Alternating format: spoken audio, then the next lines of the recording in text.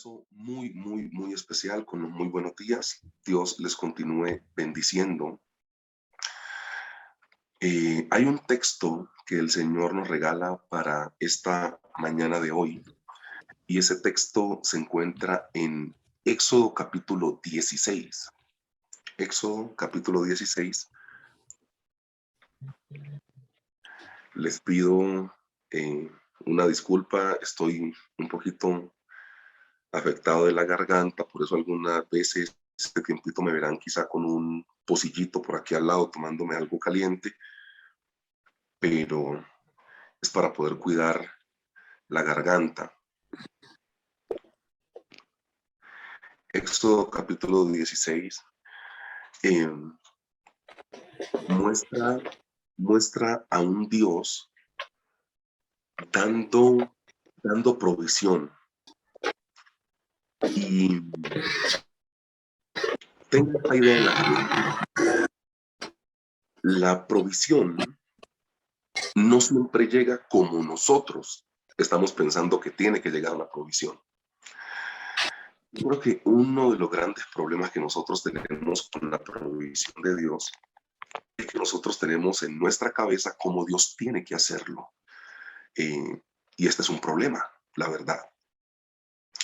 Yo creo que la gran falencia o la gran falla del ser humano está en pensar que Dios no ha suplido porque sencillamente no lo ha hecho a la manera que el ser humano espera, o no lo ha hecho en las aspiraciones que tiene el ser humano. Entonces, Dios tiene sus maneras de poder trabajar. Dios tiene sus maneras de poder proveer. Dios algunas veces hace unas provisiones totalmente milagrosas, pero Dios algunas veces lo que hace es llevarnos por un camino que según nuestro pensamiento es más lento, entre comillas, pero es Dios proviendo lo que necesita proveer.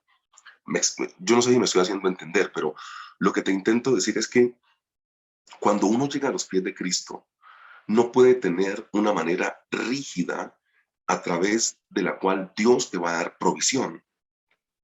Porque si tienes una manera rígida en la cual Dios te tiene que dar la provisión, y es que yo quiero que Dios me bendiga de esta manera, y yo quiero que sea de esta manera, puede ser que Dios actúe de forma diferente, porque puede ser un sentir en tu corazón, no la manera en la cual Dios te vaya a proveer, sino que tú crees que puede ser así. Entonces, nos estamos encontrando con un panorama en Éxodo capítulo 16, que ustedes conocen muy bien la historia, y es un capítulo que, si bien no está en la mitad de la historia del Éxodo, sí parte la historia del Éxodo en dos, en el sentido, en la actitud que la gente tuvo para Dios. En la actitud que muchas veces nosotros, sin querer queriendo, como diría el Chavo del Ocho, tenemos con Dios.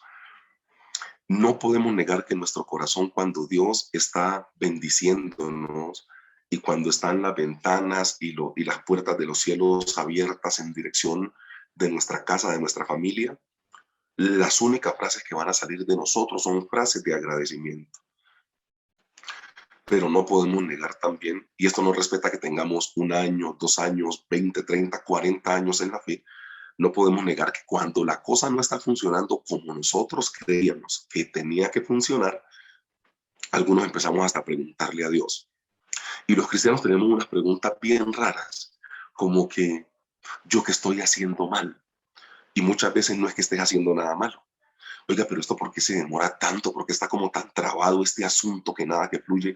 Señor, revélame, saca a la luz que estoy haciendo mal. Muchas veces no estás haciendo nada malo. Muchas veces tienes que empezar a caminar con Dios en otro proceso, porque Dios no va a conceder los deseos de tu corazón que no sean su voluntad. ¿Te das cuenta? Se nos ha enseñado a pedirle a Dios porque Él te va a conceder los deseos o las peticiones de tu corazón, pero se nos ha olvidado que Dios no concede nada que no sea su voluntad. Entonces Dios va a conceder los deseos de tu corazón que sean su voluntad. Esa es como la combinación perfecta.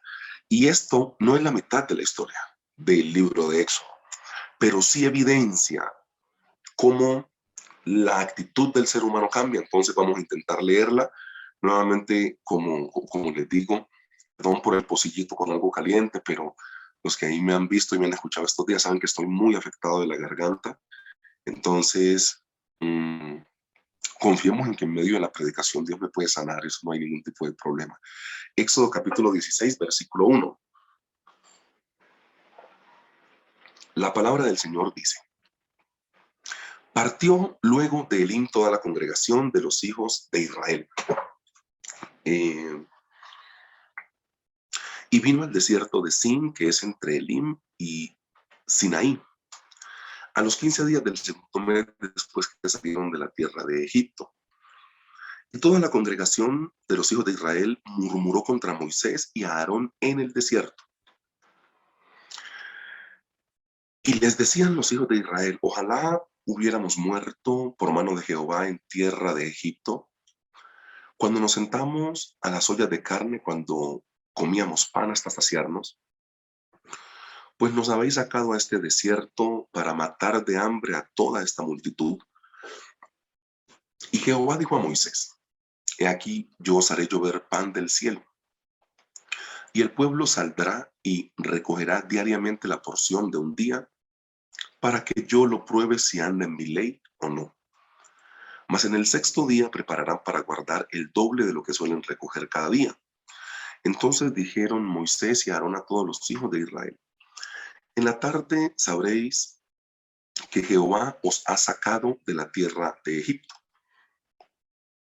Y a la mañana veréis la gloria de Jehová, porque él ha oído vuestras murmuraciones contra Jehová. Porque nosotros, ¿qué somos para que vosotros murmuréis contra nosotros? Dijo también Moisés: Jehová os dará en la tarde carne para comer y en la mañana pan hasta saciaros, porque Jehová ha oído vuestras murmuraciones con que habéis murmurado contra él. Porque nosotros, ¿qué somos? Vuestras murmuraciones no son contra nosotros, sino contra Jehová. Y dijo Moisés a Aarón: di a toda la congregación de los hijos de Israel: acercaos a la presencia de Jehová, porque él ha oído vuestras murmuraciones. Y hablando Aarón a toda la congregación de los hijos de Israel, miraron hacia el desierto, y aquí la gloria de Jehová apareció en la nube. Y Jehová habló a Moisés diciendo: yo he oído las murmuraciones de los hijos de Israel, háblales diciendo: al caer la tarde comeréis carne, y por la mañana os saciaréis de pan, y sabréis que yo soy Jehová vuestro Dios. Y venida la tarde, subieron codornices que cubrieron el campamento, y por la mañana descendió rocío en el campamento. Y cuando, dice el versículo 14, el rocío cesó de descender, he aquí sobre la faz del desierto una cosa menuda, redonda, como una escarcha sobre la tierra. Y viendo los hijos de Israel, se dijeron unos a otros: ¿qué es esto? Porque no sabían qué era. Entonces Moisés les dijo: es el pan que Jehová os da para comer. Esto es lo que Jehová ha mandado: recoged de él cada uno según lo que pudiere comer, un gomer por cabeza, conforme al número de vuestras personas. Tomaréis cada uno para los que están en su tienda.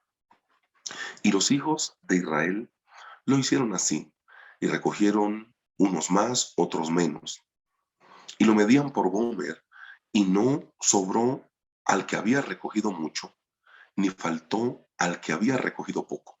Cada uno recogió conforme a lo que había de comer. Versículo 19. Y les dijo Moisés: ninguno deje nada de ello para mañana. Mas ellos no obedecieron a Moisés, sino que algunos dejaron de ello para el otro día, y crió gusano y hedió, y se enojó contra ellos Moisés. Éxodo 16, 21 dice: y lo recogían cada mañana, cada uno según lo que había de comer, y luego que el sol calentaba, se derretía. Y el sexto día recogieron doble porción de comida, 2 gómeres para cada uno, y todos los príncipes de la congregación vinieron y se lo hicieron saber a Moisés. Amados, ¿qué tiempo tan preciso para uno poder depender de Dios? Si nosotros estamos en, en una situación no igual, pero sí hay una situación muy parecida, por la condición de pandemia en la que nosotros estamos, la dependencia de Dios ha cambiado, porque muchos dentro de esta pandemia, dentro de las enseñanzas que uno puede sacar como conclusiones, entendía que la dependencia muchas veces no estaba en Dios, la dependencia estaba en un trabajo, la dependencia estaba en un estilo de vida, la dependencia estaba en el jefe, en el gerente, la dependencia estaba en la universidad sencillamente. O sea, lo que te intento decir es que la pandemia ha enseñado varias cosas, dentro de las cuales se pudo vislumbrar que nuestra dependencia muchas veces no está en Dios. Nuestra dependencia muchas veces está en lo que nosotros hacemos, porque lo que nosotros hacemos trae algunos halagos, trae algún reconocimiento.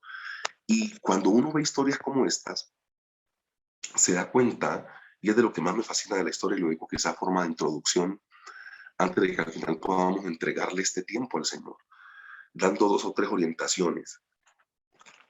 El Señor, cuando habla de este pueblo, Él se dirigía al pueblo como una congregación, entendiendo lo que la palabra congregación implica. El Señor al inicio de la historia y al final, el Señor no está hablando a un pueblo cualquiera. El Señor está hablando a una congregación, a una comunidad diferente.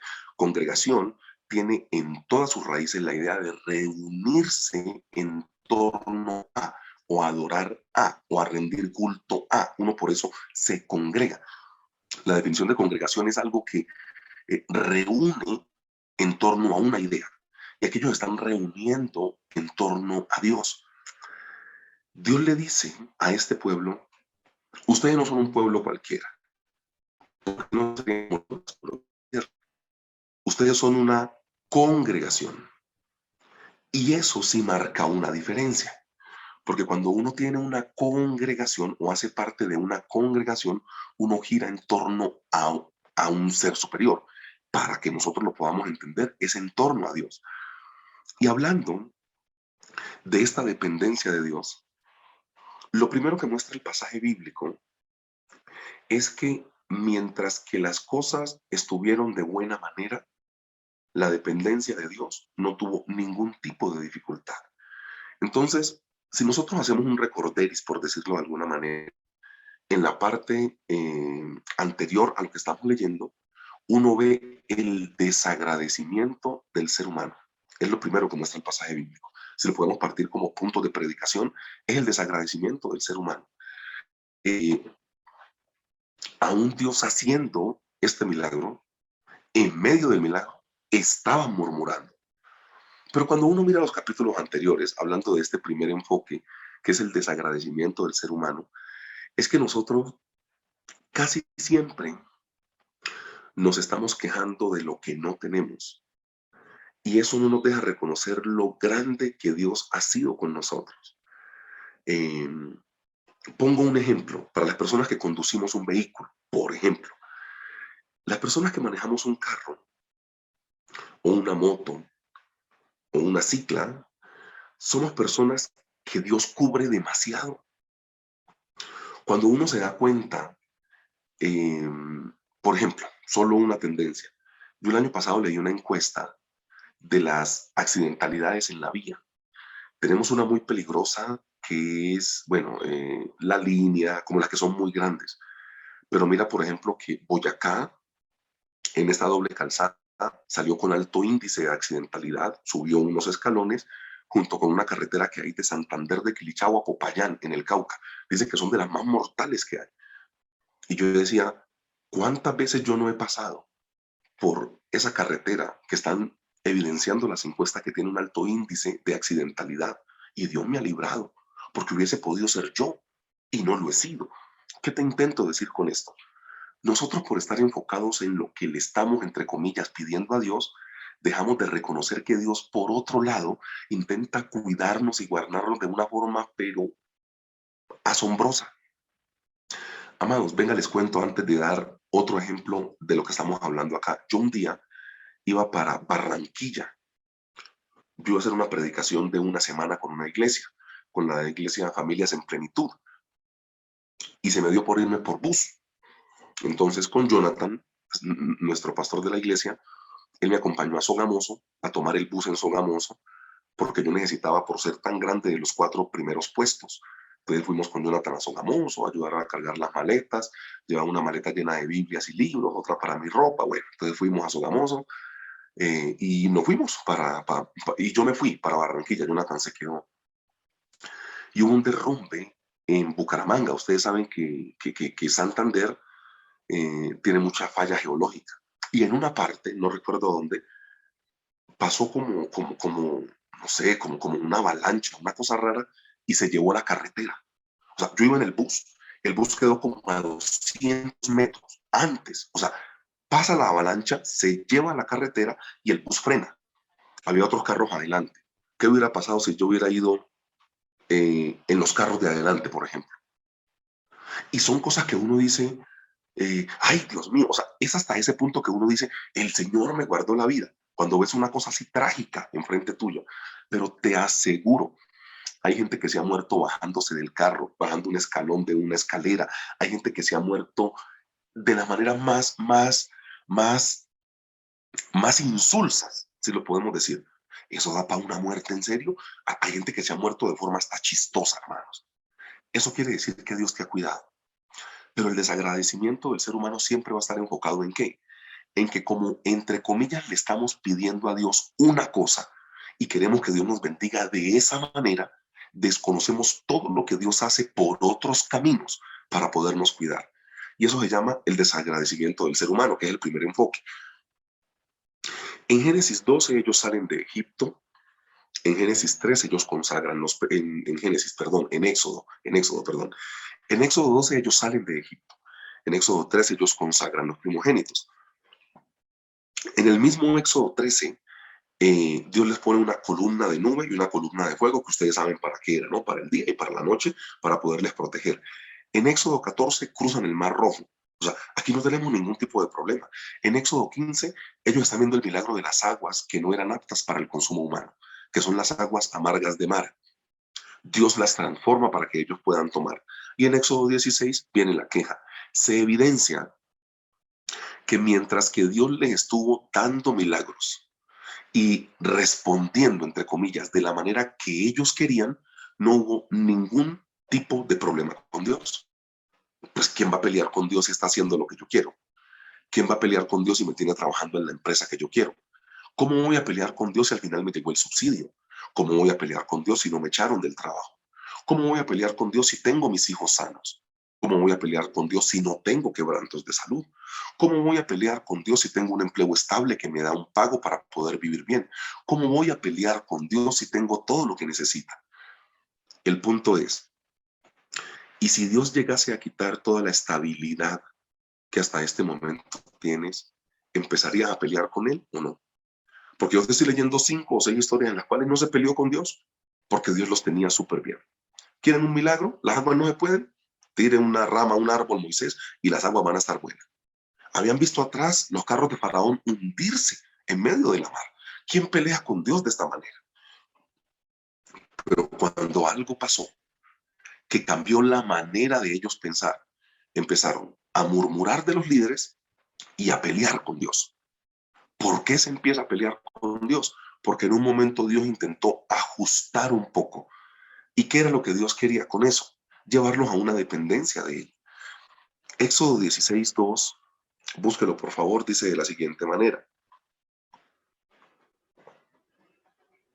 Y toda la congregación, Éxodo 16:2, y toda la congregación de los hijos de Israel murmuró contra Moisés y Aarón en el desierto. ¿Por qué caemos en murmuraciones y en peleas con Dios, por decirlo de alguna manera, después de haber visto tanto su gloria, iglesia? Yo sé que nos ha tocado muy duro. Y yo sé que los noticieros o lo que usted vea, por donde usted se informe, pues no le muestra un panorama muy alentador, que digamos. Entonces esto podemos complicarlo nada más con la manera de pensar o podemos verlo de otra manera. Literalmente lo que está transmitiendo el periódico de hoy en día es un mensaje de desesperanza, porque pues la economía han habido algunos esbozos y algunos intentos de reactivarla, pero está duro. Y ahora hay carnet de vacunación a partir del 1 de diciembre para entrar a todos los lados, porque pues sí, necesitamos cuidarnos de lo que usted quiera, pero, pero es que lo que te intento decir es que ni el más pesimista se imaginó que esta pandemia duraría 2 años. O sea, esto no lo pensó nadie. Esto cambió la manera de vivir. Y es quizá lo que le pasó a ellos. Dios les cambia un poco la manera de vivir y ellos empiezan a pelear con Dios. La razón de la queja de la nación de Israel, y miremos a ver si no son razones bien chistosas. La razón de la queja se encuentra en Éxodo 3, ¿no? Y les decían los hijos de Israel, ojalá hubiéramos muerto por mano de Jehová en tierra de Egipto, cuando nos sentábamos a las ollas de carne, cuando comíamos pan hasta saciarnos, pues nos habéis sacado a este desierto para matar de hambre a toda esta multitud. La queja de ellos está direccionada en dos sentidos. La queja se dio por sentirse, por no sentirse estables y cómodos. O sea, no importa si esa carne que ellos comían primero era sacrificada a los ídolos y después dada al consumo humano. No importaba si esa carne iba para Chemus, para Moloch, para todas estas deidades, entre comillas, que ellos tenían. Y después se la daban a ellos a comer. Aquí no importa. Aquí después de que tengamos alguna cosa, así sea, eh, eh, así vaya en contra de Dios, después de que estemos estables no hay problema. O sea, el problema de la nación de Israel fue por no sentirse estable y cómo Israel empieza a pelear con Dios, desentendiendo o no comprendiendo que Dios lo que intentaba hacer era ajustarles un poquito para llevarlos a un propósito que él tenía. Y la segunda, en no tener seguridad de alimentos. ¿Te has dado cuenta que en los terremotos, en los maremotos, en los tsunamis, pero sobre todo en los huracanes, siempre se manda a la gente a tener provisiones?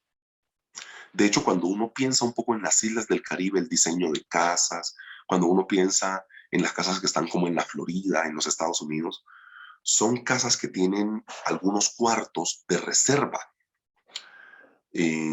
Son casas hechas de una forma particular, pero siempre que anuncian que va a llegar pues un huracán, a la gente le dicen, busque provisiones, guarde enlatados, guarde todo.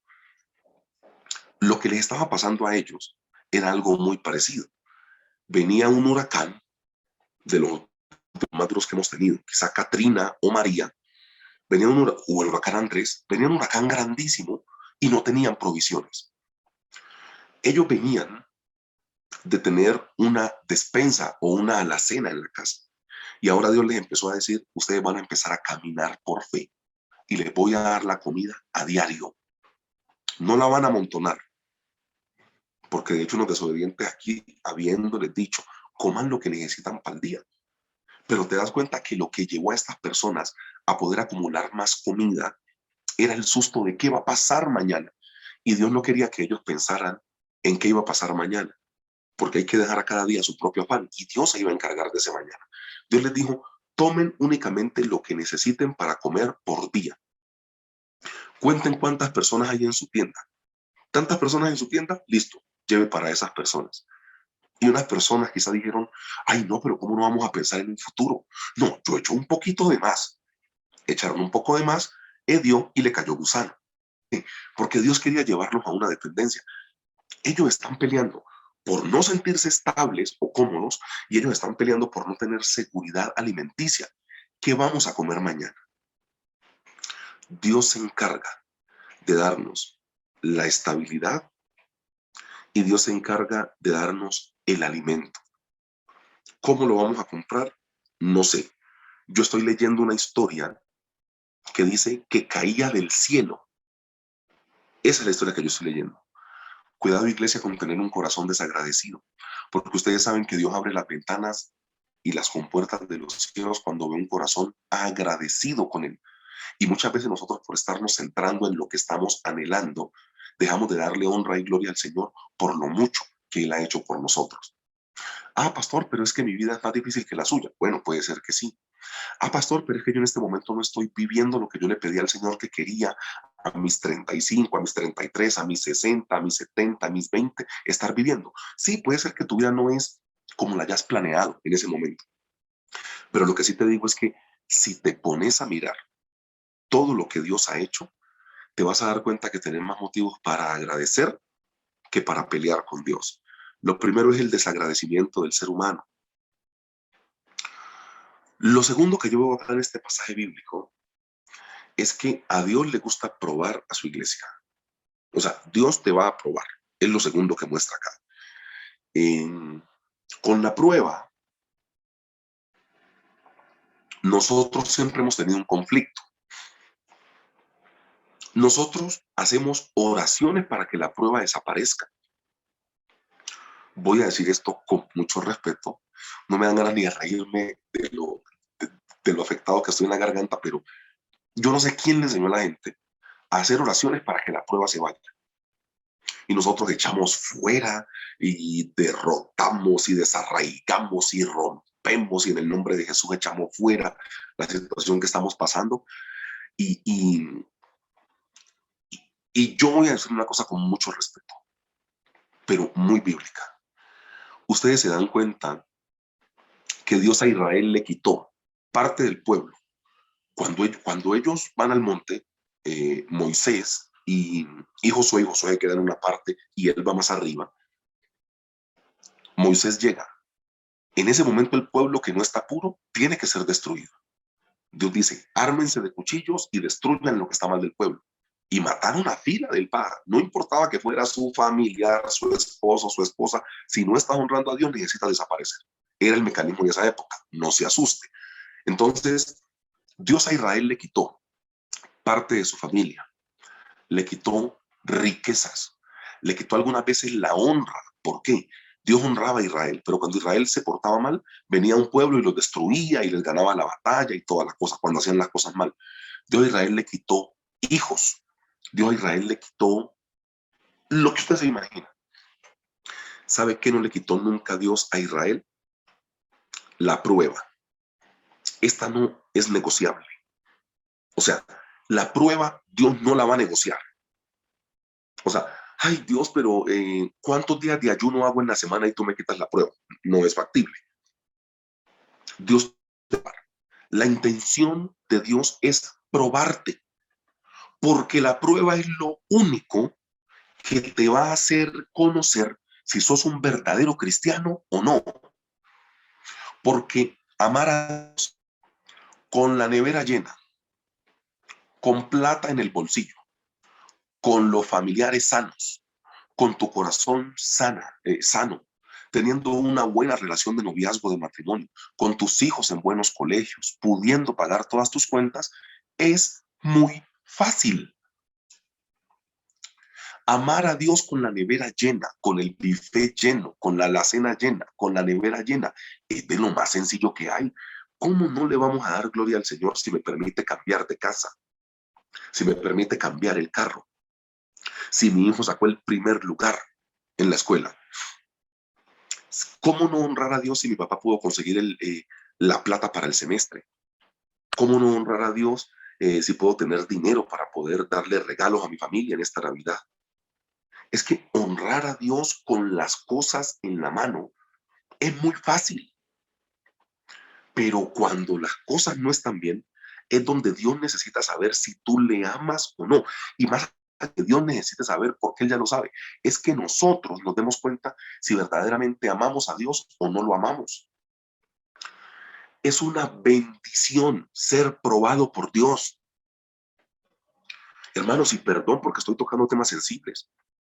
Pastor, me quedé sin empleo, eso es una prueba. ¿En serio es una bendición? Sí, le garantizo que es una bendición. En ese tiempo usted se va a poder demostrar si es cristiano o no. Pastor, la pandemia se me llevó 1, 2, 3, 4, 5 familiares cercanos. Y usted está hablando de que perder familiares es una bendición. No estoy hablando de que perder familiares es una bendición. Estoy diciendo que la prueba es una bendición. La prueba es lo que Dios a la nación de Israel no le quitó. Dios les rotó o sea, el maná fue estable. Dios les pudo rotar hasta el menú. Un día, en la historia que estamos leyendo, un día les dio a comer carne. ¿Quieren carne? ¿Están peleando? Tengan carne. Les varió pues el menú. ¿Sí me entiende? Pero Dios lo que no hizo fue quitar la prueba, porque la prueba te mantiene equilibrado. La prueba, amada mujer, te mantiene prudente. La prueba te mantiene sabia. La prueba te mantiene clamando al Señor. La prueba no permite que dejes de hacer devocional, porque en problemado oras un poquito más. Aquí Dios, o sea, Dios gana por todos los lados. Dios le quitó varias cosas a Israel. Los movió de lugar. Les cambió la dieta. Les cambió el diseño de carpas y casas que tenían. Les colocó cosas nuevas, columna de fuego, columna de nube. Si faltaba agua, de la peña brotaba. O sea, Dios les cambió todo. ¿Qué fue lo único que no le cambió Dios a la nación de Israel en el desierto? La prueba. Esa Dios no te la va a quitar. No te la va a quitar. La prueba te mantiene consciente que necesitas de un Dios. Eso es lo que hace la prueba. Yo leo Éxodo 16:4. Éxodo 16:4. Y Jehová dijo a Moisés: He aquí yo os haré llover pan del cielo, y el pueblo saldrá y recogerá diariamente la porción de un día, para que yo lo pruebe si anda en mi ley o no. Dios hubiera podido darles el pan para un año o para un mes. Yo estoy muy convencido que sí. ¿Por qué no lo hizo? Porque Dios quería probar el corazón de ellos. El cristiano tiene que prepararse para que Dios le pruebe el corazón. Dios dijo: yo necesito probarlos, no para yo darme cuenta, sino para que ellos se den cuenta si verdaderamente me aman o no. Darle gloria y honra al Señor cuando todo está muy fácil y muy bueno en la casa. Iglesia, pues es muy fácil. Darle honra y gloria al Señor cuando tenemos familiares enfermos por COVID y saber que en un momento se pueden morir. Ahí es donde Dios te quiere ver cristiano. Cuando pierdes tu empleo, ahí es donde Dios te quiere ver cristiano. Cuando esa relación quizá de noviazgo que traías fracasó, ahí es donde Dios te quiere ver cristiano. Cuando se acaban los ahorros, ahí es donde Dios te quiere ver cristiano. Cuando tienes un accidente, cuando te corren del empleo, ahí es donde tenemos que demostrarle a Dios. Dios le quita todo a Israel, menos la prueba. La prueba Dios no se la va a quitar, amado hermano, porque la prueba es lo que lo mantiene a usted con los pies en la tierra, pero con la mirada puesta en el cielo. Es lo único. No, no hay ningún tipo de posibilidad de que Dios quite la prueba. Eso no va a pasar. Entonces, estos mecanismos un poco raros que yo he visto, que cuando el mismo Dios permite algunas cosas, eso empezamos a reprender un poco de vainas ahí que yo no sé quién les enseñó. Ustedes han visto al santo Job reprendiendo en el nombre de Jehová Jireh, el que provee, para que por favor Dios le quite eso que tenía en el cuerpo. No, señor. Entonces, el cristiano cuando viene una prueba, la rechaza, la ata, la destruye, la desarraiga, la desencadena, todas esas frases. Y muchas veces es Dios diciendo: no, quiero que atravieses esta prueba para que por favor entiendas que tú me necesitas para poder vivir. La prueba tiene estable al creyente. Esa no va a ser quitada. Y el tercer enfoque que aparece acá tiene que ver con las formas que Dios utiliza. Y yo inicié la introducción diciendo algo y ahora no es la introducción, ya es la parte que vamos a concluir. Termino con la misma idea. Para recibir lo que Dios tiene para nosotros, hay maneras específicas. Para recibir lo que lo que Dios tiene para nosotros, hay, hay maneras. Mm, ¿Te das cuenta que nosotros creemos que lo de la Biblia podemos hacerlo de cualquier manera, pero Dios tiene algunas maneras? En todos los sentidos habidos y por haber, Dios puso algunas maneras de hacer las cosas. Y nosotros muchas veces no aplicamos a estas maneras porque nosotros creemos que no, que es que Dios lo dijo en la palabra y vamos a hacerlo. Hay maneras a través de las cuales podemos hacer las cosas. Mira, Éxodo 16:5 muestra que había una manera para poder recibir la bendición. O sea, no es que Dios quiera colocar bendición en tu mano. Dios tiene la manera de poder colocar una bendición en tu mano. O sea, para que Dios cuide tus hijos, hay una manera. Para que Dios te bendiga y te prospere, hay una manera. Para que Dios sane la tierra, hay una manera. Para que Dios cuide de tu familia, hay una manera. Para que Dios salve tu familia, hay una manera. Mira, a ver, coloquemos solo un ejemplo. Solo un ejemplo.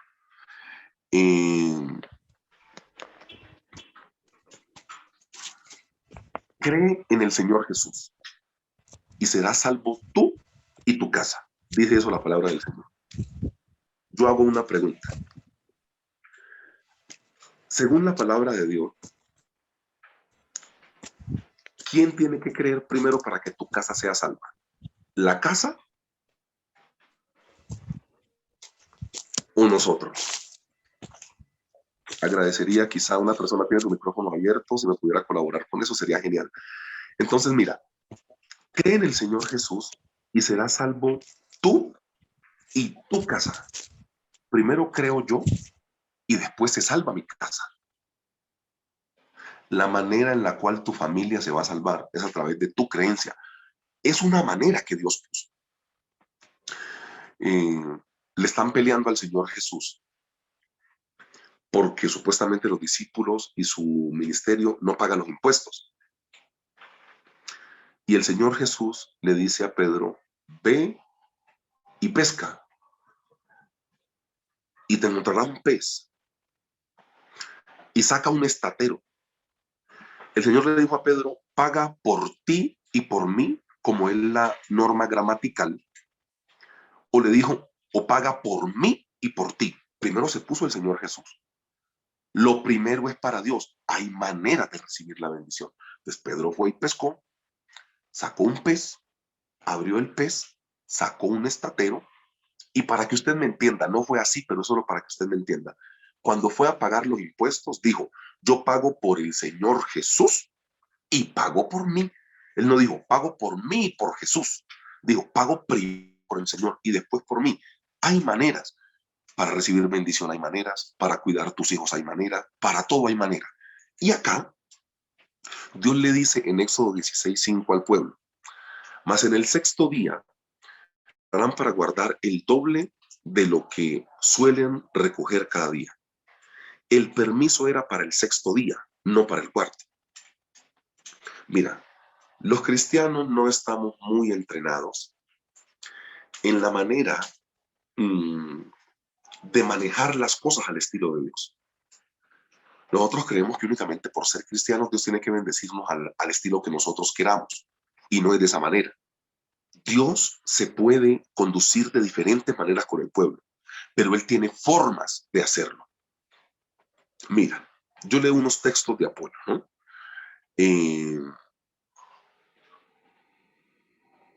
Romanos 14:12 dice, de manera que cada uno de nosotros dará a Dios cuenta de sí. ¿De qué está hablando aquí el texto bíblico? De que nosotros tenemos de todo lo que nosotros le vamos a pedir al Señor, darle cuenta. Lo dice Mateo.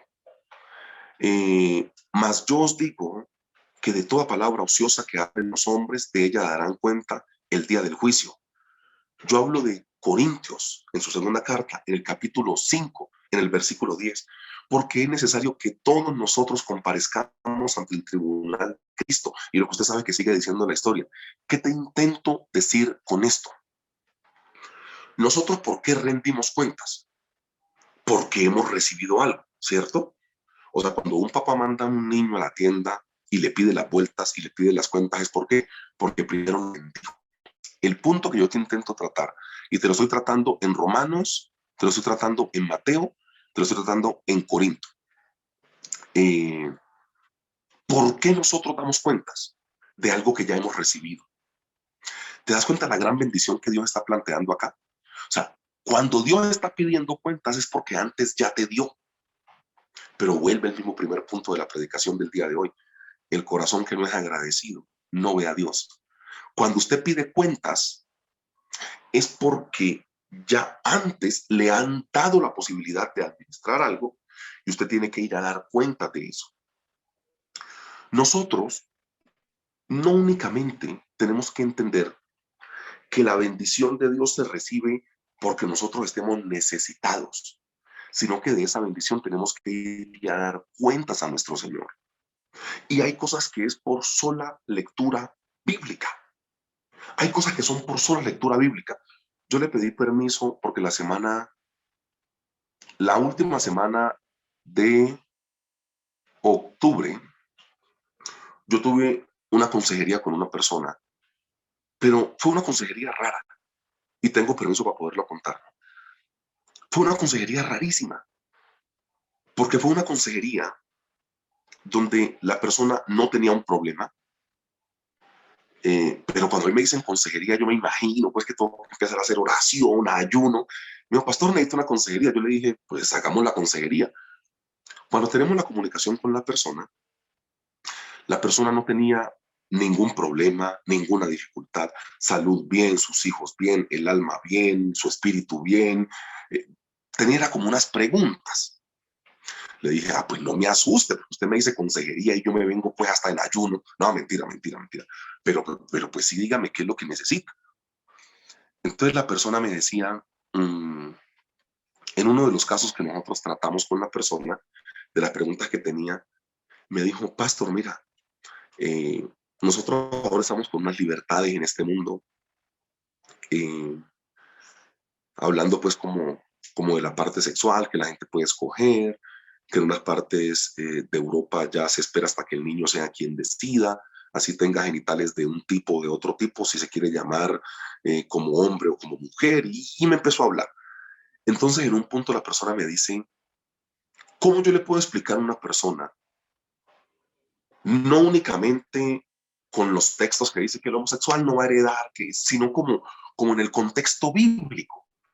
Yo le dije, mira, es falta de lectura bíblica porque el que lee la Biblia entiende que desde Génesis a Apocalipsis hay una sola idea y es del hombre y la mujer. Yo le dije, por ejemplo, te das cuenta que en el Génesis está Adán y Eva, un hombre y una mujer, primer libro. Y te das cuenta que en el último libro, el Señor Jesús, hombre, se casa con la esposa que es la iglesia, mujer. Es tan simple como eso. Desde Génesis hasta Apocalipsis se muestra una intención de Dios de cómo quiere llevar la sexualidad en el mundo. ¿A que la gente va a reaccionar diferente? Sí. ¿Que como iglesia no tenemos que juzgar al que piensa diferente? Sí. Pero que desde Génesis a Apocalipsis se muestra la intención de Dios que sea hombre y mujer, pues sí. No hablemos ni de lo fisiológico, ni del contenido humano, ni de las características que nací en el cuerpo equivocado y tantas cosas que no hemos inventado. Eso no es así. Hay un carácter. Para que pueda haber vida, el género o el sexo tiene que ser opuesto. Eso no lo podemos quitar. Es falta de lectura. Dijo, ay, yo no había pensado en esa. Le dije, claro. Génesis habla de hombre y de mujer y Apocalipsis habla del hombre y de mujer que se van a casar con la desposada, pues la que está comprometida con él. Jesús viene a casarse con su iglesia. Esto es un hombre con una mujer, no es un hombre con un hombre. Se acaba la discusión. Yo no tengo que andar peleando con las personas que piensen diferente. Es un asunto de lectura bíblica. Cierro el paréntesis y vuelvo a esta historia. No será, iglesia, que lo que nos hace falta para entender la manera de recibir las bendiciones de Dios es lectura bíblica. A mí me ha tocado como líder decirle a mucha gente, hermano, deje de orar así, porque lo que está orando no es bíblico. Pastor, que yo tuve un sentir en mi corazón. Usted puede sentir donde quiera, Pero yo le explico con esto que dice la palabra que lo que usted está pidiendo es antibíblico. Ah, sí, pastor, tiene razón. Nosotros muchas veces pedimos y no recibimos porque pedimos mal. La palabra lo dice. Recibir la bendición tiene un estilo, tiene una manera. Dios ya lo estableció. No es más fácil, hombre, leer la palabra, entender de qué manera Dios te va a bendecir y de esa manera aplicarlo. Eh, yo sin temor a equivocarme, puedo decirte que una persona que en medio de la pandemia estiró su mano para dar, es una persona que en la pandemia no le ha faltado nada.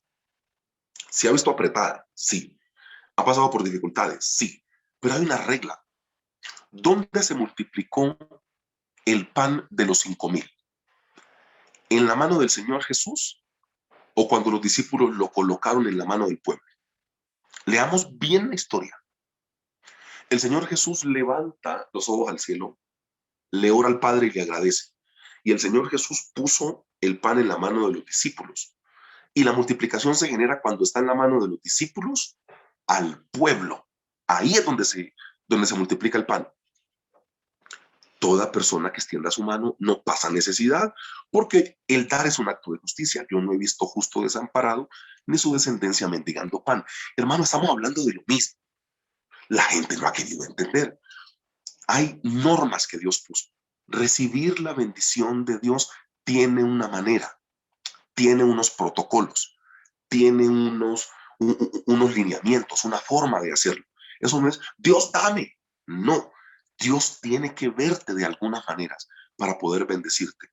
Que nunca se nos olvide, iglesia, y perdona ahí sí por la gargantica que funcionó hasta este momento. Revisemos el ser desagradecidos con Dios. Ahí la síntesis es, no te concentres tanto en lo que te falta, concéntrate en lo mucho que Dios te ha dado y te vas a dar cuenta que no tenés que ni pedirle, sino únicamente agradecerle. El segundo enfoque es que es una bendición ser probado por Dios. Dios en el desierto a Israel le quitó todo, le cambió incluso hasta de líderes, les cambió de líderes. No les quitó ¿qué? La prueba. Es una bendición ser probado por Dios. Y lo tercero, hay maneras de poder recibir las bendiciones de Dios. Aquí no es pedir pues a la loca y a la bulla de los locos y de los cocos, así que yo empiezo a pedir. No, Dios tiene formas a través de las cuales Él estableció que te iba a bendecir. Tiene que haber lectura bíblica en nosotros. Lo peor que yo creo que le puede pasar a un ser humano, y lo digo quizás de una experiencia personal, es leer cosas que para mí eran normales. Y un día empecé a leer la Biblia y me di cuenta que Dios hace muchos años había escrito en la palabra que lo que yo quería era, o que lo que yo estaba haciendo era pecado. Y cuando me encuentro, a Dios le desagrada esto, es pura falta de lectura bíblica. Iglesia, a leer la palabra. Oremos por estos minutos, iglesia, nuevamente pidiéndoles perdón por esta vocecita, pero ahí la gargantica dio hasta este momento. Confiemos en Dios en que mañana esté un poco mejor. Oremos, Señor, yo te agradezco por tus hijos,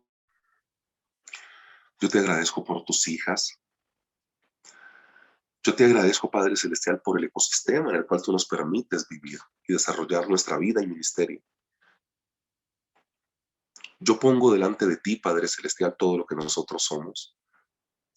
Yo pongo delante de ti sin temor a equivocarme, Padre Celestial, a las personas que tienen quebranto en su salud porque tú las puedes sanar, tú las puedes tocar. Yo pongo a las personas que se encuentran en problemas del alma y emocionales porque tú les puedes restituir. Porque al principio no fue así, había salud en todas las áreas de la vida.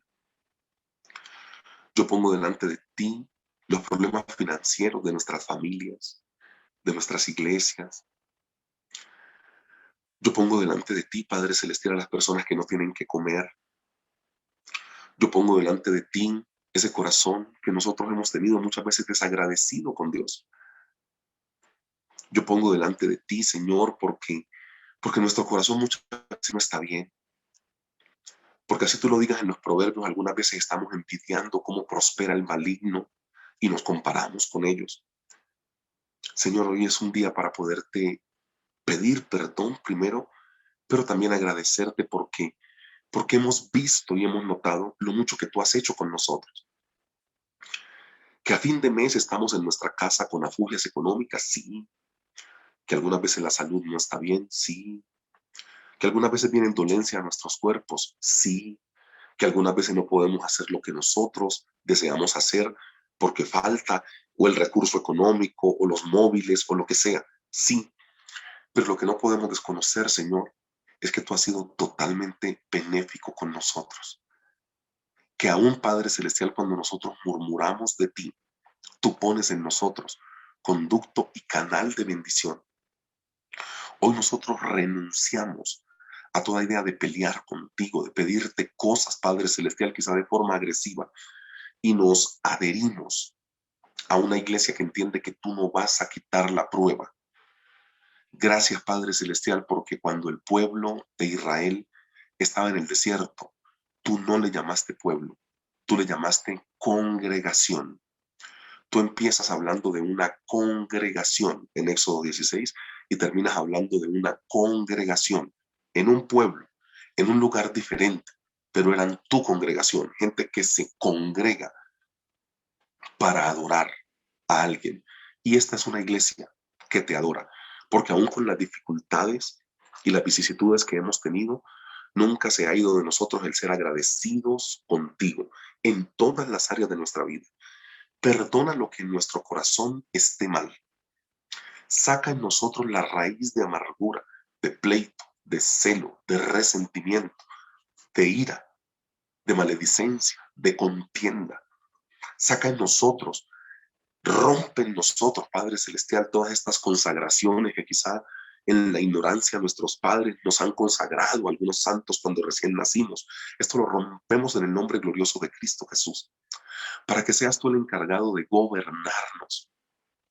No hay nada mejor que ser gobernado por ti y entender, Padre Celestial, que tomados de tu mano estaremos en puerto seguro. En el nombre glorioso de nuestro Señor Jesucristo, nuestras vidas ponemos delante de ti. Amén y amén, Señor. Amada iglesia, Dios les bendiga y nos encontramos mañana antes de las 9 de la mañana para recibir lo que el Señor tenga para nosotros. Fuerte abrazo y bendiciones.